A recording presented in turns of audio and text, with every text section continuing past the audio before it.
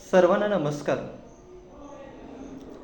सर्व सन्माननीय शिक्षक बंधू आणि भगिनी, आपल्या सर्वांचं मी डॉक्टर प्रल्हाद सखाराम खुणे, वरिष्ठ अधिव्याख्याता, जिल्हा शिक्षण व प्रशिक्षण संस्था परभणी, आपल्या सर्वांचं मनपूर्वक हार्दिक स्वागत करतो. जिल्हा शिक्षण व प्रशिक्षण संस्था परभणी व शिक्षण विभाग जिल्हा परिषद परभणी यांच्या वतीने परभणी जिल्ह्यामध्ये दिनांक 22 ते 28 जुलै 2024 रोजी शिक्षण सप्ताह आयोजित करण्यात येत आहे. हा सप्ताह संपूर्ण भारतामध्ये एकाच वेळेस साजरा करण्यात येत आहे. या संदर्भामध्ये राज्य शासनाचं एक पत्र आहे. दिनांक 16 जुलै 2024 रोजी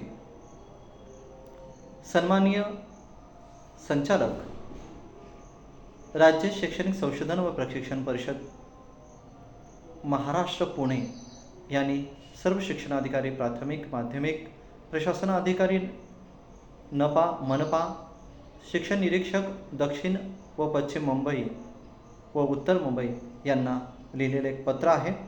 हे पत्र आहे शिक्षण सप्ताह साजरा करण्याबाबत. संदर्भ माननीय सचिव, भारत सरकार, शालेय शिक्षण व साक्षरता विभाग, नवी दिल्ली यांचं एक पत्र आहे.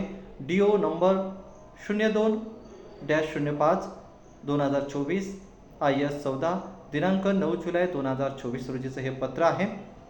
या पत्राच्या अनुषंगाने राज्य शासनाच्या वतीने सूचित करण्यात आलेलं आहे की राष्ट्रीय शिक्षण धोरण 2020च्या 4थ्या वर्धापन दिनानिमित्त दिनांक 22 ते 28 जुलै 2024 या कालावधीत शिक्षण सप्ताह साजरा करण्याबाबत केंद्रीय शिक्षण मंत्रालयातर्फे सर्व राज्यांना त्या ठिकाणी सुचवण्यात आलं होतं. हे संदर्भीय पत्र क्रमांकानुसार या जो शिक्षण सप्ताह आपण साजरा करणार आहोत या आठवड्यामध्ये, तर प्रत्येक दिवस हा एक विशिष्ट उपक्रमासाठी नियोजित करण्यात आलेला असेल.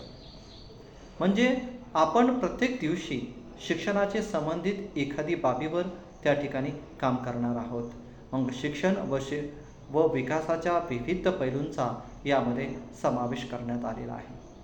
हा शिक्षण सप्ताह विद्यार्थी, शिक्षक, धोरणकर्ते, भागधारक यांच्यासाठी एक सहकार्य वाढवणार आहे. मला असं वाटतं की राज्य शासनाचा आणि केंद्र शासनाचा एक महत्त्वाचा उद्देश आहे की जिल्ह्याच्या, राज्याच्या आणि एकंदरीत देशाच्या शैक्षणिक विकासामध्ये सर्व घटकांचं बहुमूल्य असं योगदान आणि सहकार्य जर लाभलं तर आमच्या शिक्षण प्रक्रियेमध्ये नक्कीच आम्ही सकारात्मक बदल त्या ठिकाणी घेऊन येऊ शकतो. हा जो काही शिक्षण सप्ताह आहे, या सप्ताहामध्ये विविध उपक्रमांची रेलचेल असणार आहे. हे जे 7 दिवस आहेत, तर त्यामध्ये पहिला सोमवार दिनांक 22 जुलै 2024 रोजी यामध्ये अध्ययन आणि अध्यापन साहित्य हा दिवस, याला TLM, टीचर लर्निंग मटेरियल ज्याला आपण म्हणतो, हा पहिला दिवस. आणि या दिवसामध्ये नेमकं काय करायचं हे पण परिशिष्टामध्ये या पत्रामध्ये नमूद आहे. दुसरा दिवस मूलभूत संख्याज्ञान आणि साक्षरता दिवस. यामध्ये फंडामेंटल जी काही लँग्वेज अँड न्यूमरसी डे हा सुद्धा एक महत्त्वाची गोष्ट आहे. मूलभूत साक्षरता आणि मूलभूत संख्याज्ञान व साक्षरता यावर आपण दिनांक 23 जुलै 2024 रोजी सर्व जिल्ह्यातील, परभणी जिल्ह्यातील सर्व शाळांमधील शिक्षक आमच्या विद्यार्थ्यांना, प्रत्येक बालकाला वय वर्ष 3 ते 9 वर्षपर्यंतच्या प्रत्येक बालकाला पायाभूत साक्षरता आणि संख्याज्ञान हे संपादनामध्ये साध्य करण्यासाठी आम्ही त्या ठिकाणी प्रयत्न करणार आहोत. बुधवार दिनांक 24 जुलै 2024 रोजी क्रीडा दिवस या अंतर्गतमध्ये विविध प्रकारचे जे खेळ आहेत, जे परिशिष्ट 3 मध्ये दिलेले आहेत, जे काही गोष्टी दिलेल्या आहेत, ज्या बाबी दिलेल्या आहेत, त्या बाबीच्या संदर्भाने त्या बाबी आम्ही विशिष्ट उपक्रमाच्या स्वरूपामध्ये राबविण्यात येणार आहेत.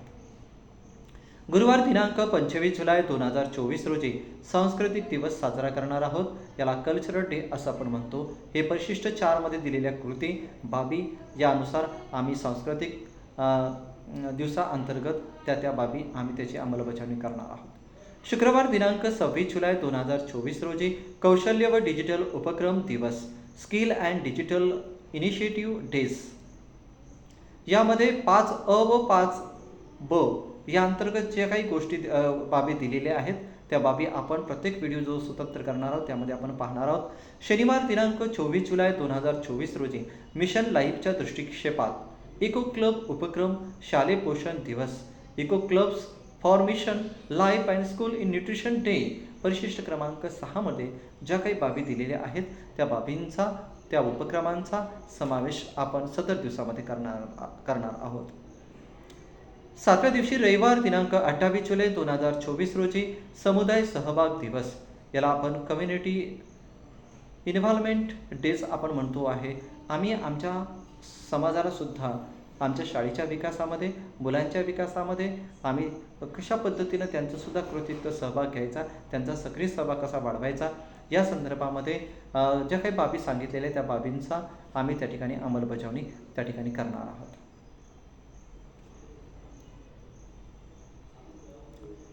महत्त्वाचे जर आपण जर काही गोष्टी जर पाहिल्या तर आपल्याला सहज लक्षात येऊ शकेल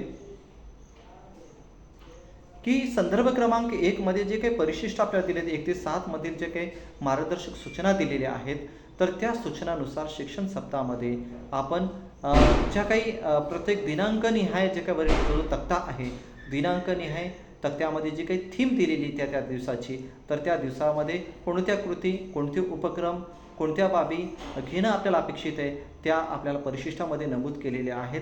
तर त्या परिशिष्टामधील बाबी त्या ठिकाणी प्रत्येक दिवशी आपण त्या ठिकाणी घेणार आहोत.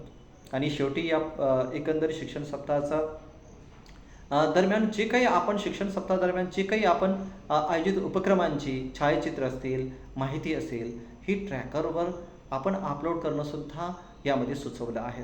त्याच्यामध्ये विविध नमुन्यामध्ये जर आपण माहिती जमा करून ठेवली, ही छायाचित्र जमा करून ठेवली तर आपल्याला सन्माननीय माननीय आयुक्त शिक्षण यांच्या निर्देशानुसार आपल्याला जे काही ट्रॅकवर अपलोड करावायच्या ज्या काही बाबी आहेत तर त्या आपल्याला त्यामध्ये सहज त्या ठिकाणी करता येऊ शकतील.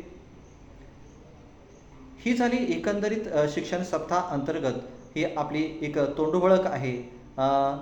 आपण प्रत्येक दिनांकनिहाय आपण एक व्हिडिओ मी स्वतः तुमच्यासमोर घेऊन येत आहे. त्या दिवशी कोणता उपक्रम राबवायचा, कशा पद्धतीनं राबवायचा या संदर्भात आपल्याला